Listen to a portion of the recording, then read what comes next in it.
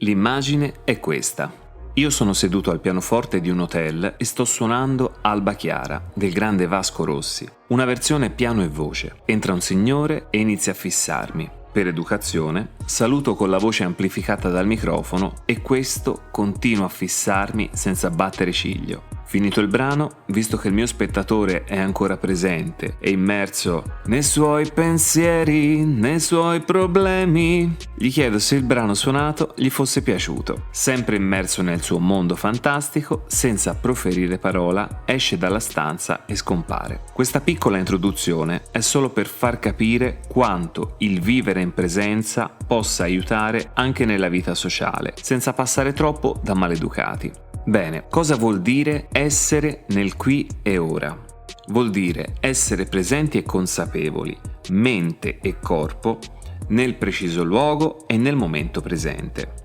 Una piccola parte della vita la passiamo in presenza, nel qui e ora, e moltissimo tempo rimanente viviamo in pensieri riguardanti passato, futuro, dubbio ovviamente, e automatismi che ci distraggono dal mondo circostante e soprattutto ci distraggono anche da noi stessi. Vivere nel qui e ora ti rende consapevole di come è realmente la tua vita, quindi eventualmente potresti decidere di modificarla. Chi invece preferisce perdersi nei meandri della mente, pensando al passato, al futuro e ad un presente irrealistico, perderà solo tempo, creandosi stress e frustrazione per tutto ciò che non riuscirà mai ad ottenere. Fisicamente siamo qui, ma la mente potrebbe essere molto distante. Chi vuole ottenere risultati concreti nella propria vita, sarebbe opportuno che allineasse tutta la sua realtà in questo preciso istante e luogo e per tutto il tempo necessario che gli permetta di concretizzare i propri scopi.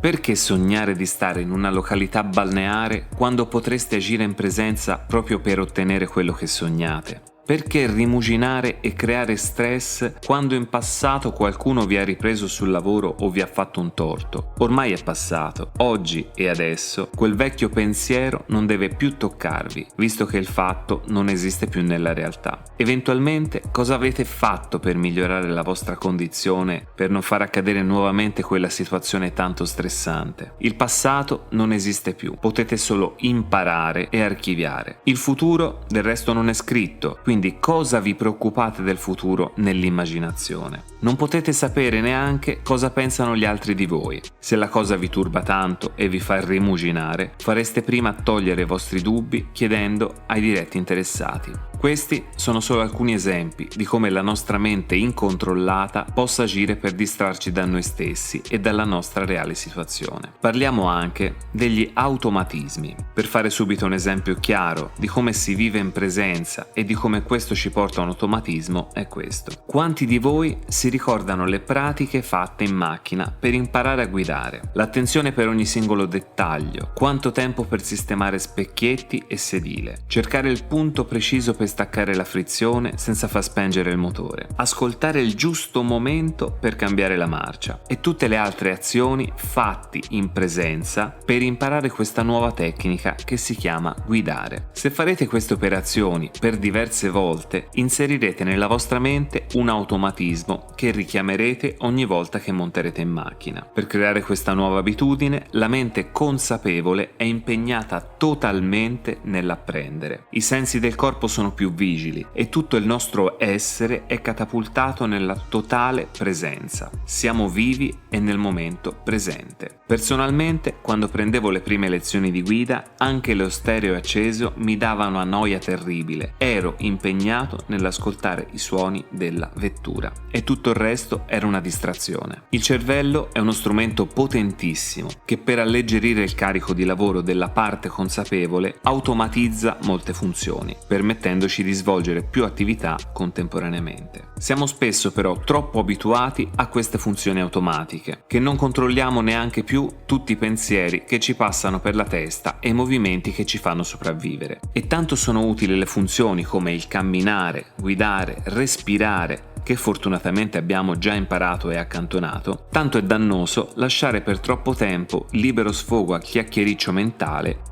e a queste automazioni ormai già assorbite. Ci ritroviamo catapultati nel passato, nel probabile futuro, addirittura pensiamo di riuscire a capire cosa pensano gli altri di noi, ma di conseguenza ci perdiamo la nostra vita presente. Fino a quando i nostri propositi per il futuro o i ricordi del passato sono piacevoli, fondamentalmente va tutto bene. Il nostro corpo verrà inondato di ormoni del benessere come la serotonina e l'endorfina e ci procureranno sensazioni di piacere in linea con il nostro pensiero. Ma quando le nostre menti sono puntate per diverso tempo ad avvenimenti meno felici o addirittura futuri incerti e negativi, come le chiamo io seghe mentali, il nostro corpo reagisce nella stessa identica maniera, creando però ormoni in maniera dannosa per il nostro corpo e per il nostro umore. Siamo talmente assuefatti dal turbinio di pensieri che ormai non ci accorgiamo più di niente. Pensieri di cagnolini felici si possono alternare a draghi sputafuoco della serie appena vista. La canzone tormentone ci rigira nella testa per ore e ore. Il torto che vi ha fatto vostro marito 40 anni prima riecheggia ogni volta che lui torna a casa. Una smorfia di uno sconosciuto vi può far arrivare a pensare che in qualche modo siete vestiti male, avete fatto qualcosa di sbagliato, oppure che il vostro odore non sia gradevole. Per tornare nel qui e ora serve solamente uno schiaffo dato dal vento gelido invernale che per qualche istante vi riporta alla realtà della vostra esistenza. Sia chiaro, la mente è una fantastica valvola di sfogo, ma quando le nostre giornate sono completamente regolate da pensieri automatici potenzialmente dannosi, anche la nostra realtà inizia piano piano a sgretolarsi. Essendo un appassionato di legge di attrazione, dico anche: visto che il pensiero crea la nostra realtà, rimanere per molto tempo in fantasie dannose potenzialmente le farà accadere realmente. Quindi forse sarebbe il momento di iniziare ad ascoltare cosa ci passa per la mente e iniziare a decidere dove indirizzare i nostri pensieri. Ricordo a tutti che siamo noi a comandare il nostro corpo e la nostra mente. Non ci sono forze aliene che vi impongono pensieri brutti o pensieri belli. Per fare solo qualche esempio di chi è poco consapevole di ciò che gli passa per la testa, oltre ad avere un incremento di stress e ansia e potenzialmente depressione, la tendenza è quella di ingrassare perché mangia velocemente, non sentendo quantità e sapori. Inoltre si ignorano tutti quei campanellini di allarme che lo avvertono della sazietà, visto che la sua mente sarà catapultata da tutt'altra parte. Vi sarà anche capitato di tornare nel qui e ora dopo un boccone rovente. Chi invece è attento, nella vita presente tende ad evitare questi piccoli inconvenienti. In primis, avrebbe visto uscire il fumo dalla pietanza. Come seconda cosa, avvicinando alla bocca la posata con il tizzone ardente, avrebbe avvertito il calore sulle labbra e sulla pelle del viso, e solo questo avrebbe risparmiato un'ustione alle povere papille gustative. Nel lavoro è la stessa cosa. La mente vaga e il rendimento cala. Siamo più sensibili alle critiche, visto che il nostro sistema è già sovraccaricato di stress dovuto magari ad un pensiero lontano di 40 anni prima. In strada il pericolo è in agguato ad ogni angolo, in quanto le prime armi siamo noi e dobbiamo stare anche attenti agli altri distrattoni del caso.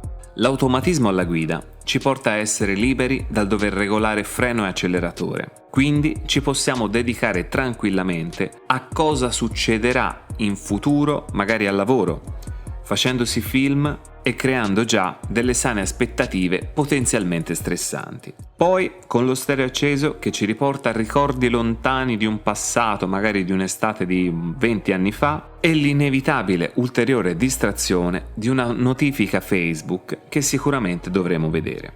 Fidatevi, vivere nel presente fa vivere meglio. Meno stress, meno incidenti, meno chili sulla pancia o sulle cosce, e soprattutto più tempo per noi stessi. Esistono giornate più stancanti di altre, momenti più o meno belli, ma è inconcepibile delegare il 90% di una giornata a pensieri e comportamenti automatici.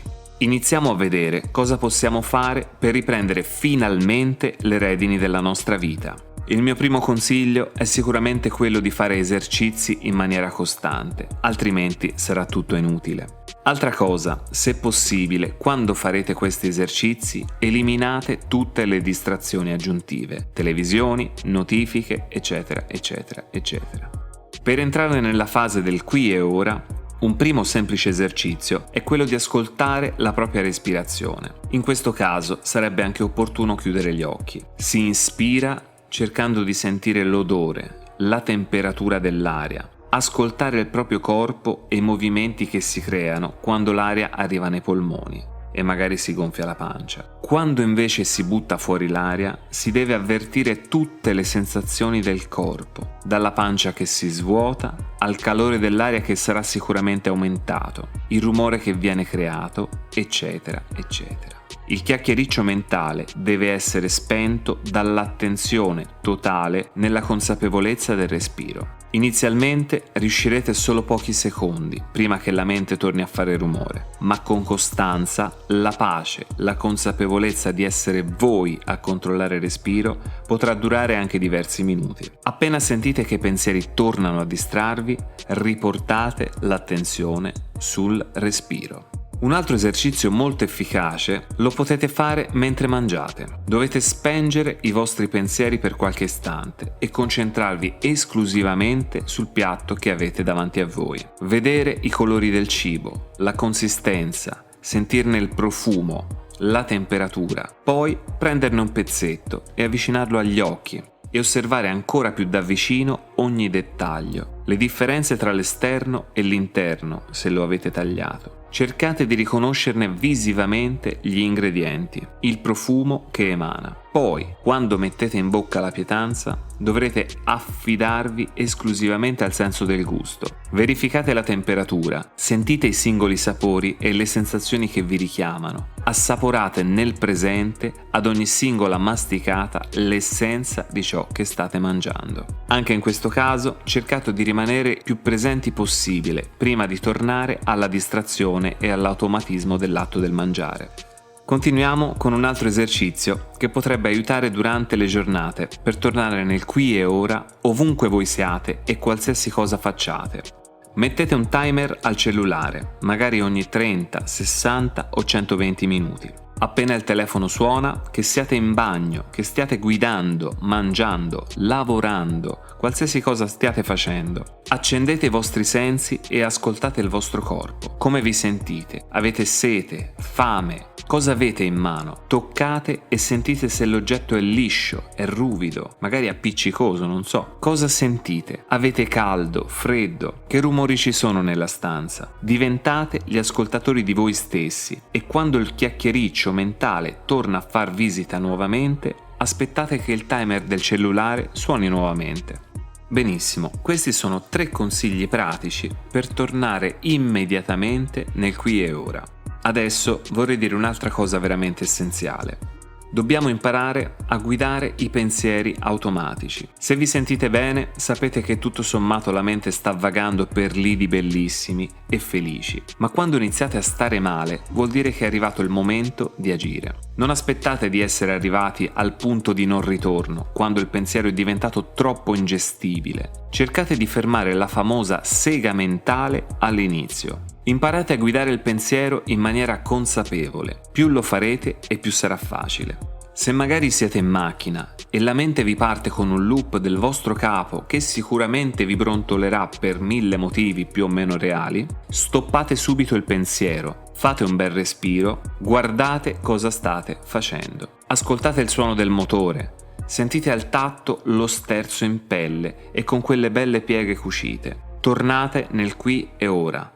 Concentratevi solo sulla strada, visto che è la cosa più importante che state facendo in quel momento. Se il vostro capo vi brontolerà o meno, lo vedrete dopo. Perché preoccuparsene e stressarsi con tanto anticipo? Stessa cosa avviene per i pensieri puntati al passato. Se non avete risolto qualcosa, fatelo attivamente. Non tormentatevi con pensieri, parlate e agite con chi di dovere. Se serve, perdonate ed elaborate il passato, ma la situazione ormai è conclusa. Ricordatevi dove siete adesso, cosa state facendo in questo momento. Respirate profondamente e tornate nel bellissimo presente, alla consapevolezza di essere vivi e presenti. Tutto il resto è solo un'illusione. Voi esistete solo nel qui e ora, tutto il resto è una banale invenzione della mente. Voglio chiudere dicendo che più farete esercizi per rimanere nel momento presente, più sarà naturale per la mente prestare attenzione ai singoli momenti della vita.